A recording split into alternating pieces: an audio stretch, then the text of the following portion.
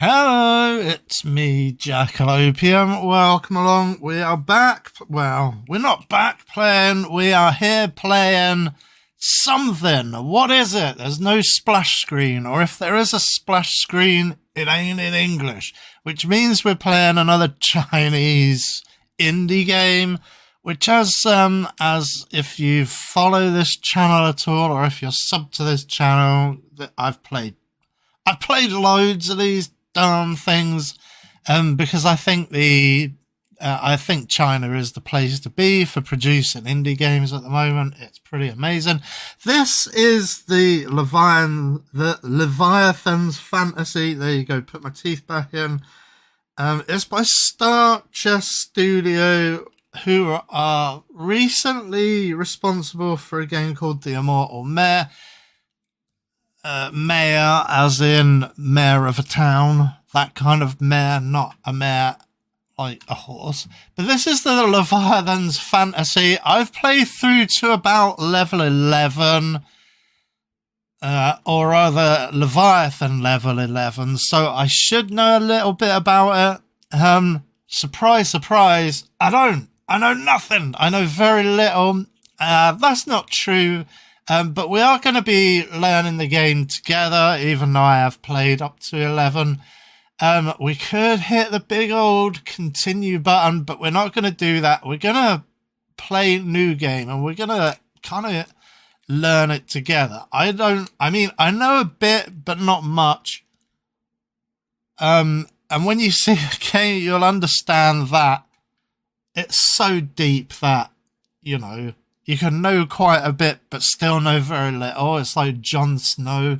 You know nothing! But we do have a grand total of 190 godsend points. I mean, what is this game? It's a city builder, essentially. It's similar to the game Majesty, if you know that game. However, there's quite a lot of differences, and it's pretty interesting and pretty complicated. I always compare everything to Dwarf Fortress. I'd say this is the Dwarf Fortress of city builders. What? No. Dwarf Fortress is the Dwarf Fortress of city builders. What are you talking about, Jack? Right, we're going to start off as a flying ray. We're going to spend some of these godsend points. These are points I've accumulated, like I say, playing up to level 11. I believe your Leviathan goes up to level 15, so I got pretty far. I mean, I still know maybe 5% of what's going on in this game. We're gonna spend a lot of our points on adventurers, though. So we're going to get 4 of these buggers. We're going to get Sun Wukong, the Great Monkey King. We're going to get Yang Jian. He's a divine general, adorned in silver armor, capable of... Oh, he is also in the Erlang Shan, which is another... That's part... I mean, there is like the great god Erlang, which is also Monkey King. Is that the same as A Journey to the West? I don't know. I don't know enough about Chinese literature. Here is Zeus. Everybody knows Zeus. He's like the ruler of the gods of Olympus. He's super powerful. And the fourth and final one we're taking is Ji Xuan, he was an orphan, but he's from the DLC. So he's going to be super powerful. And the reason why we're making things easier for us is because, like I keep saying, this game is mega complicated. What else are we going to take? We're going to take some favourite unlocks. We're going to take the Vault, which is a collection-specific manual for adventurers given a 20% increase in XP gains, so that's pretty awesome. We're going to get the Wind God, Wings of the Wind God, this is. The collection adds 28 points of speed to all adventurers, so speed is great, XP increase is great. There's a few other things which are pretty useful. One of which being collection increases the adventure's pickup range by 10%. These are glasses, so we're going to get some glasses, as in spectacles, I guess, or like I guess that's like compass glasses and like you know, theodolites. You know what sailors use, those kind of glasses. I would really like these superior glasses as well as just to stack those bonuses. These would stack up to 40%. However, I mean, we can afford them, but there is one thing we're going to get later, which is going to use up all of those 35 points, which so we have to make some real decisions here. Either the superior glasses, which is adventure pickup range, which is pretty important, or and again we're going to skip past this screen. This is props and equipment, and you can choose to start with a bunch of equipment, but that's very expensive. And basically we can make anything on this page in the game, so we're not going to worry about that. The previous things we chose are not really available in the game. These 4 adventures are only available at start, I believe. The rest of these adventures are available either in-game or yeah, I think they are. I think they're all available. These are not available in-game. There are a couple, I believe, that are available in-game, but mostly not.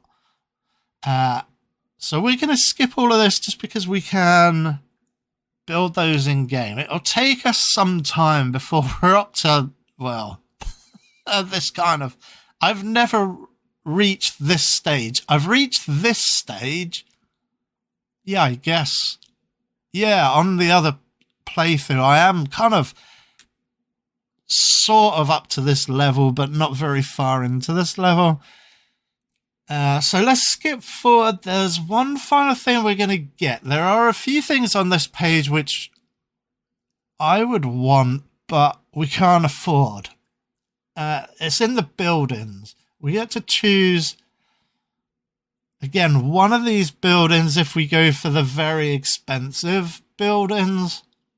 The one we're going to go for is the Elf Tower, and according to the veteran players of this game, the Elf Tower is only available at startup. So we're going to take that one, and then we're going to hit start and generate this world. So we're gonna figure out this game as we go. The basic premise is we are the Leviathan, right? People are building stuff on our back, and there's a Chinese girl saying stuff in Chinese, which we won't understand because we don't speak Chinese. There's a unique story. As the main character, you will play as a Leviathan traveling through the game world. There you go. So we don't play as like an adventurer. We don't play as one of those characters we chose. We actually play as the kind of world itself. We play as a floating or walking giant magical creature. We chose the ray, so we play as a giant ray, and there's like, there you go, that's what we would look like. That's the standard basic Leviathan that comes in the game. The other 3 come in DLC, I believe. There might even be 2 in the game without DLC, and then the further 2 are in DLC.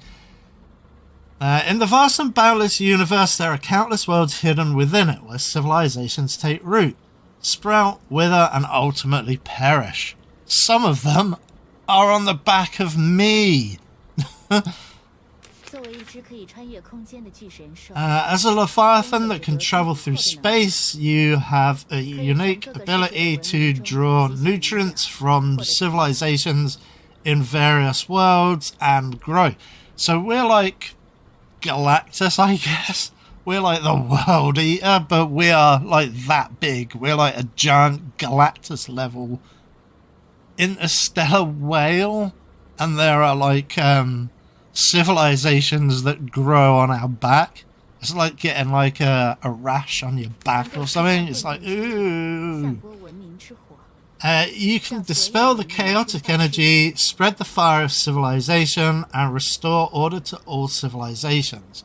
Good times. And this art is gorgeous. I mean, the art from the initial screen was gorgeous and animated. This kind of storybook kind of ink style is absolutely gorgeous. I can't fault the kind of the artistic choices of this game at all. I think whereas some of them are confusing, I mean, just enjoy the confusion. That's what I'd say. You accepted the guidance of the multiverse administration, crossed the wormhole, and finally we're digging on the multiverse, and finally arrived at this continent that has been corrupted by the chaotic energy. Right now you are still very vulnerable. Yep, we're only level 1.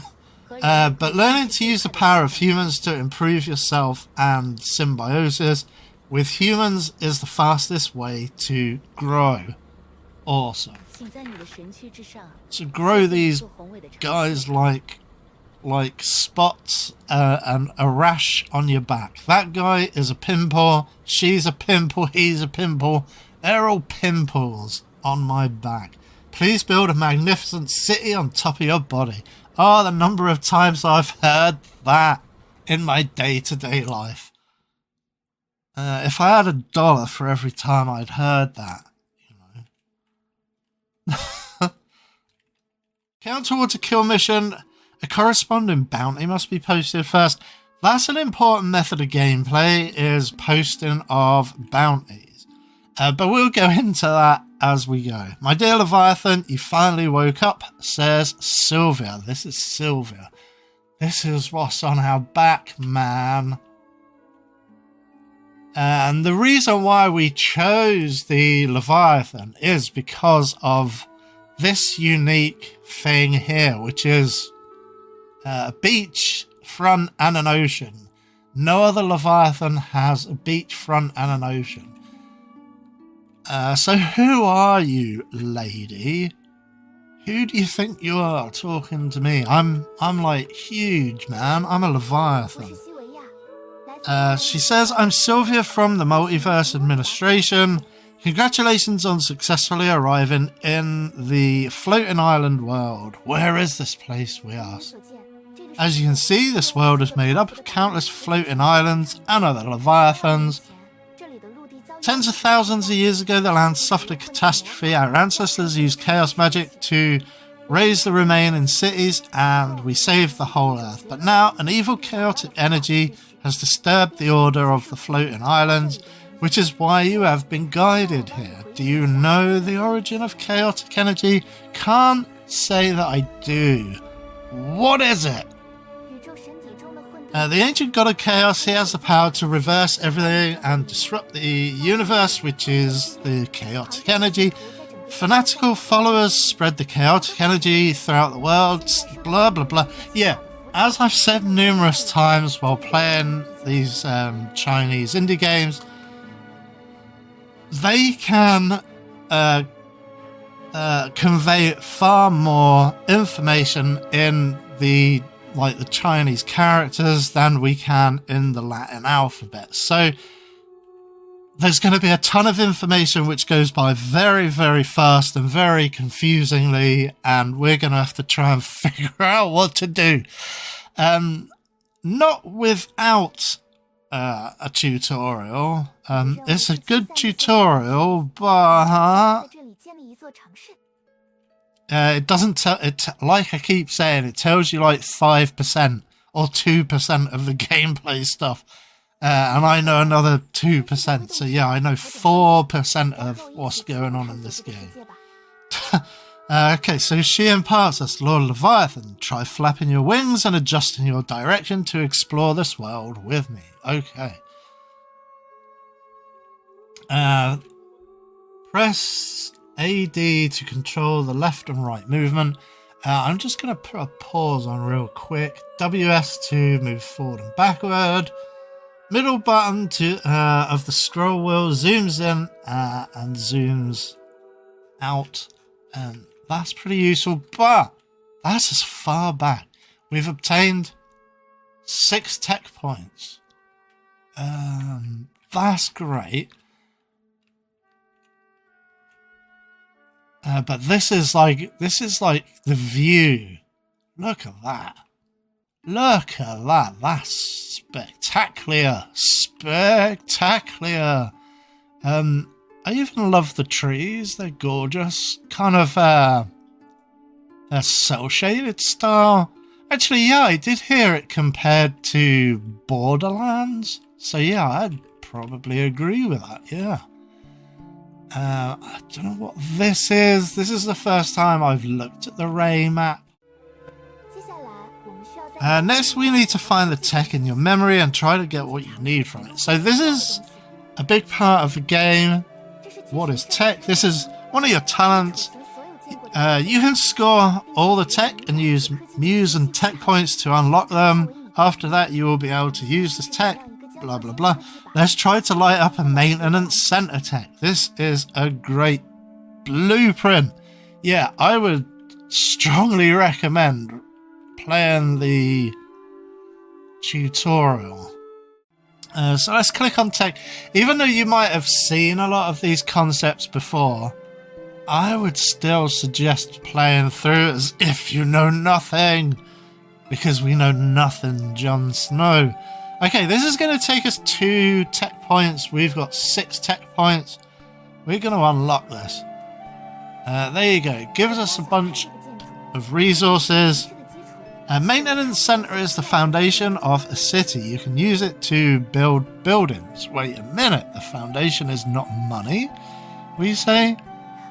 Let's move on. Maintenance center is in our inventory and can be placed directly, but from now on you will need to build other buildings on your own. We'll also need to clear out all of this junk because our back is looking a bit gross. This is all kind of bad stuff, really. This is kind of detritus that's on our back. So it's like our skin is covered in gunk. We're going to say okay. We're going to go into the B menu. We've got our elf tower there, and we've got our maintenance center. We need to put down our maintenance center. We can move all of these as much as possible. It costs us nothing to move this stuff, so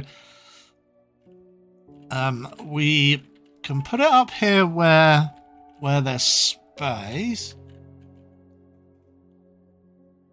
Because we don't really have a lot of choice. I'm going to say yes to this. I'm also going to place down... Oh no. Are you going to be quiet? Did you notice that unlocking new tech requires a large amount of tech points? What if I run out of tech points? You've asked the key point. We need to build a lab and use it to research different items for the tech points in them. Unlock the lab in the technology tree and create the lab building in the maintenance center. So yeah, instead of plopping down buildings like, you know, let's call it like a normal city builder. This game is, I watched the Splattercat video, and again, I would recommend his stuff. Always, I would say his video is well worth watching as well. I played through to level 11 without watching anything or knowing anything about anything. What is this? Oh yeah, that's the Resurrection Pavilion. I wanna... Where is the Smegging Sky Duck? I think it might be... Is this the sky dock? Yeah, okay, great. So we do have a bit of space. Yeah, this is definitely where the sky dock is, so great. So the kind of major points you want to think about when city building is where the sky dock is in relation to the portal. The portal is this building here. I'm not sure, can we move the portal slightly later? I'm not 100% sure whether we can or not. But anyway, tech. Do we have the lab open? No. So we've got 4 more lab tech points. Let's unlock the lab. I think that's another 2 points, right? Yeah. So you will have enough points. They will give you enough points to do the tutorial. And it is worth going through the tutorial. And then we construct our buildable buildings in the maintenance center instead of plopping them down, you know? Yeah, I mean, Splattercat, he talked about how there are kind of more steps than what you'd usually find in a city building game. So there you go. It's given us 1,000 research diaries. The lab is a very magical building that allows everything to be transformed into tech points. Yeah, this has been updated since a lot of the other kind of YouTube videos on this. How do I convert everything? Please open the lab, place your research notes in the research field. So let's pop down our research diaries. And they'll start eating that. Basically, with feeding it. We can feed the lab just about anything. First, we need to establish an adventurers guild and get in touch with them. What is an adventurers guild? Yeah, we don't know nothing. The adventurers guild belongs to the multiverse administration every once in a while. The administration will send various airships to all the city and they will provide manpower, blah blah blah. Moreover, the adventurer guild can also attract various adventurers to register, stay and spend money in your city. It is the heart of a city. So yeah, we need